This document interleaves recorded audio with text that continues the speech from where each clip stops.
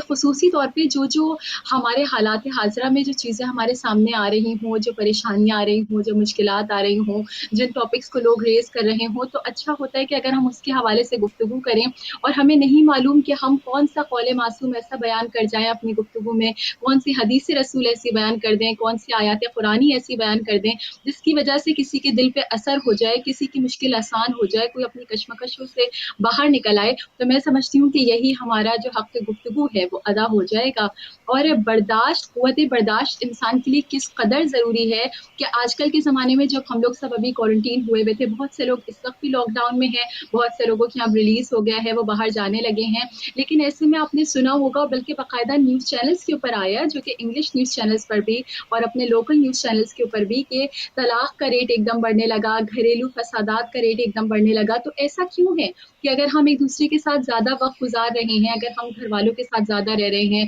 या शौहर अगर घर से काम कर रहे हैं, या बीवी के साथ अगर बच्चे और घर वालों का प्रेशर है, तो अगर ये इख्तिलाफ़ात में इज़ाफ़ा हो रहा है, अगर लड़ाइयों में इज़ाफ़ा हो रहा है, अगर तलाक़ के रेट में इज़ाफ़ा हो रहा है, अगर खुदा ना ख़ास्ता खुला के रेट में इज़ाफ़ा हो रहा है, तो इसकी वजह यकीनन कहीं न कहीं हमारी क़ुव्वत बर्दाश्त की कमी है। और ये भी नहीं कह सकते कि यकीनन हम एक इंसान के ऊपर डाल दें कि बस इसके अंदर बर्दाश्त नहीं है, बहुत से ऐसे मसाइल होते हैं। लेकिन हम किस तरह से अपनी किरदार साज़ी करें कि सबसे पहली तब्दीली हम अपनी ज़ात में पैदा करें, फिर अपनी औलाद में पैदा करें, फिर अपने घर में पैदा करें, फिर अपने मोहल्ले में पैदा करें, फिर कम्युनिटी में पैदा करें, तो फिर ये माशरा खुद ब खुद बेहतरी की तरफ बढ़ता चला जाएगा। तो मैं समझती हूँ ये मौज़ू इस हालत हाज़िरा की बहुत बड़ी एक ज़रूरत है, एक बहुत बड़ी मजबूरी है। इस बर्दाश्त की टॉपिक के अंदर हम थोड़ा-सा तज़किरा सब्र का भी कर सकते हैं, क्योंकि यकीनन परवरदिगार आलम ने कहा कि वो इन्नल्लाह मअस-साबिरीन है, वो सब्र करने वालों के साथ है। हमें सब्र और सलात से ही मुश्किलों में मदद मांगनी है।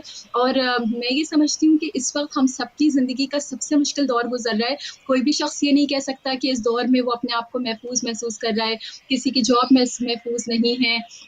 किसी के घर में रोज़ी महफूज नहीं है, किसी की जान महफूज नहीं है, कोई बीमारियों का शिकार है। तो ये वाक़ई एक मुसीबत की घड़ी है, ये पैंडेमिक, ये वबा का दुनिया में फैलना। तो हमें सब्र और सलात से ही मदद मांगनी है, और सब्र और बर्दाश्त जो है वो दोनों आपस में बहुत रिलेटेड हैं। तो इंशाअल्लाह इस हवाले से हमारी गुफ्तगू होगी, और बहुत कोशिश की है मैंने कि इस थोड़े से टाइम के अंदर मुख्तलिफ मौज़ूआत के ऊपर रोशनी डालें, और हमारे सामईन भी अगर चाहें तो वो भी आके हमसे गुफ्तगू कर सकते हैं। लेकिन इससे पहले कि मैं जनरल सब्र के ऊपर आऊँ, हमें यकीनन उसी सीरत का और उन्हीं के किरदार का, उन्हीं की हयात तैयबा का तज़किरा करना चाहिए कि जिनकी हयात तैयबा हमारे लिए मशाले राह है, कि जिनको देखकर हमें और आपको अपनी ज़िंदगी को गुज़ारना है। और वो हस्तियाँ और कोई नहीं, वो हस्तियाँ आले मोहम्मद की हस्तियाँ हैं, वो हस्तियाँ अहले बैत अतहार की हस्तियाँ हैं, कि अगर हम देखना चाहें तो हमें सब्र, हमें बर्दाश्त जितनी मौलाए मुत्तक़ियान अली इब्न अबी तालिब में नज़र आई, जितनी बर्दाश्त हमें रसूल खुदा सल्लल्लाहु अलैहि वसल्लम की ज़िंदगी में नज़र आई,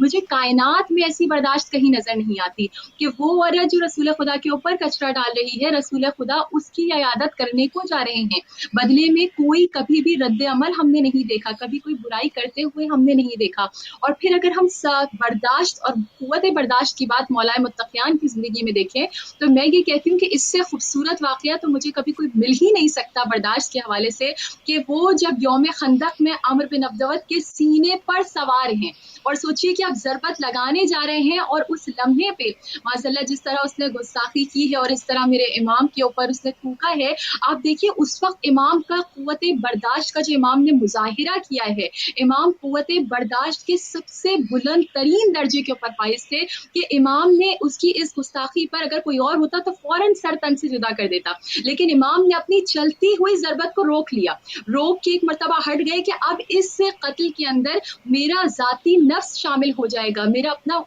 गुस्सा शामिल हो जाएगा। तो इमाम रुके, और रुकने के बाद इमाम ने एक चक्कर लिया, और मैंने किताब के अंदर इतना खूबसूरत जुमला पढ़ा फराबाजी, कि वो कहते हैं कि रसूल खुदा सल्लल्लाहु अलैहि वसल्लम ने इरशाद फरमाया कि अली की एक ज़रबत यौम खंदक में सकलैन की इबादत से अफजल है। तो यौम खंदक में अमर बिन अब्दवत के लिए एक ज़रबत नहीं चली थी, कई ज़रबतें चली थी। वो एक ज़रबत कौन सी थी? जो एक ज़रबत सकलैन की इबादत से अफजल हुई, वो एक ज़रबत वो थी जो अली ने चलाते चलाते रोक दी, क्योंकि उसमें अली का नफ्स शामिल हो गया था और खुदा की मर्जी अलग हो रही थी। तो अली ने रोक के जब खुदा की मर्जी को तरजीह दी, तो परवरदिगार आलम ने उस एक रुकी हुई ज़रबत को सकलैन की इबादत से अफजल करार दे दिया। تو ہم جب اپنے آپ کو علی کا چاہنے والا کہتے ہیں، ہم جب اپنے آپ کو حسینی کہتے ہیں، عزادار حسین کہتے ہیں، تو عزادار حسین اپنے علی حسینی کردار سے سبق کیوں نہیں حاصل کرتے کہ امام حسن امام حسین کے ہاتھ میں ہے قاتل، قاتل وہ بھی باپ کا قاتل، اگر کوئی عام شخص ہو تو اس کا سر تن سے جدا کر دے،